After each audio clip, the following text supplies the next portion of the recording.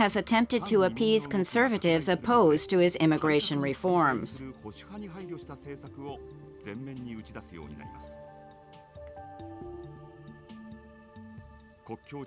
He has dispatched 1,200 members of the National Guard to the border areas and stepped up policing of illegal immigration.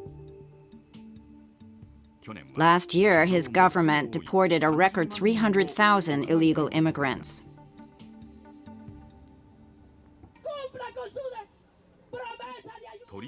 Hispanics are increasingly frustrated with Obama, who appears to be dragging his feet on his promise while tightening immigration controls.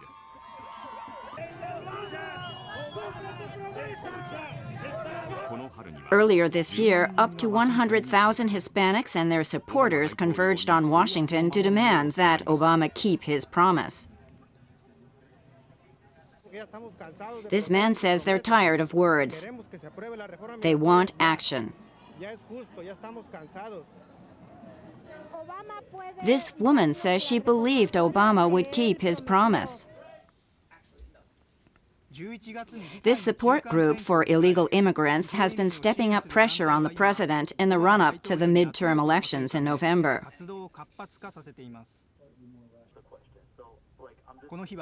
On this day, the group held a teleconference linking all its chapters in the U.S., instructing them to actively lobby corporations and labor unions.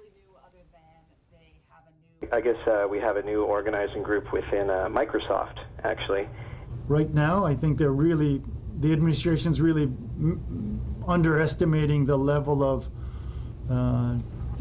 anger, frustration, disappointment in the Latino communities.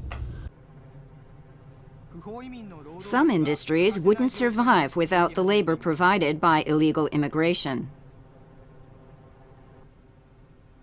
The Midwestern state of Wisconsin is the second largest dairy farming producer in the U.S. At least 5,000 illegal immigrants work on dairy farms in the state. John Rosenau runs one of these farms.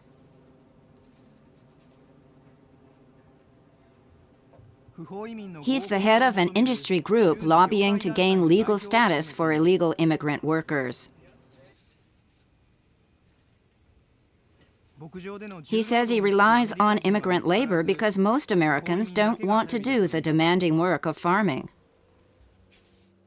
A person that vehemently wants them removed and then goes to a restaurant and has his dishes cleaned and washed by the immigrant, buys food and stuff that's been harvested and processed and cleaned and probably delivered by immigrants.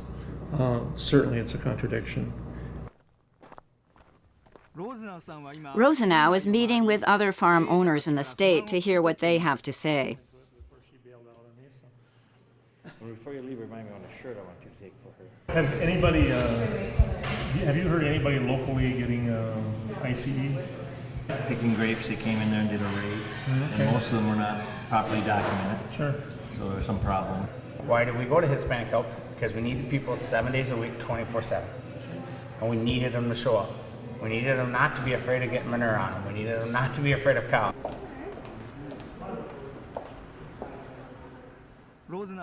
Rosenau also meets with Wisconsin Democrats in Washington to explain the problems of dairy farmers and push for citizenship for illegal immigrants.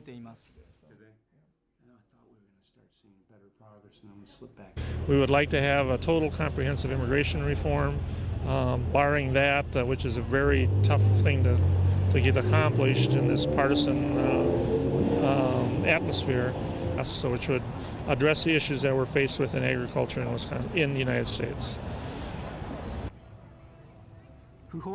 Conservative Republicans have been stepping up efforts to silence such calls.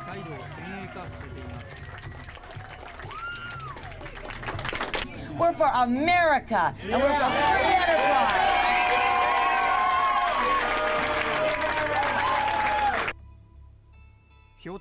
Their next target is the U.S.-born children of illegal immigrants.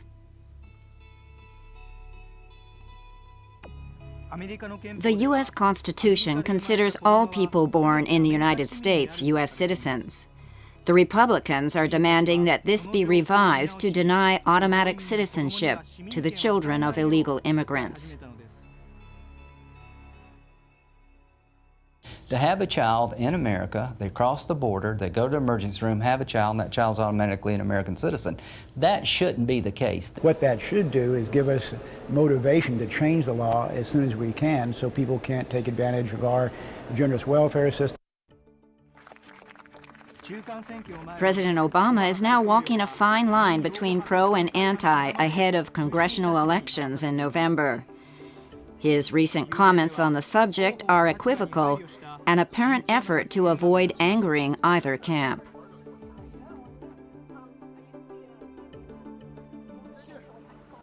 I think we need to reform our immigration system, and we should be able to find a way that secures our borders and provides people who are already here a pathway so that they are out of the shadows. So, is President Obama in a difficult situation? He pledged to overhaul the immigration law, which will provide a permanent residency to the illegal immigrants in the long term. Well, Obama is going to need very strong Hispanic support. He had very strong Hispanic support in 2008, and he will need it again. Most of the people who've stopped supporting him are white. I think, in fact, he will push for immigration reform, but I think he's going to lose.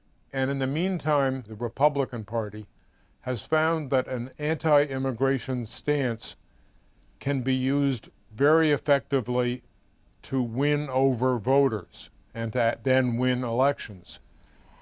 So, doesn't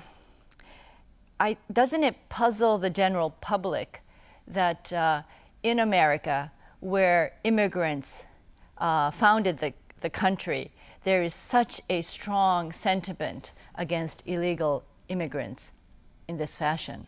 You're quite right when you say that the immigrants are needed to fill all kinds of jobs that other people don't want to do, from garbage collection to washing dishes, a lot of jobs that many people consider too dirty, in effect.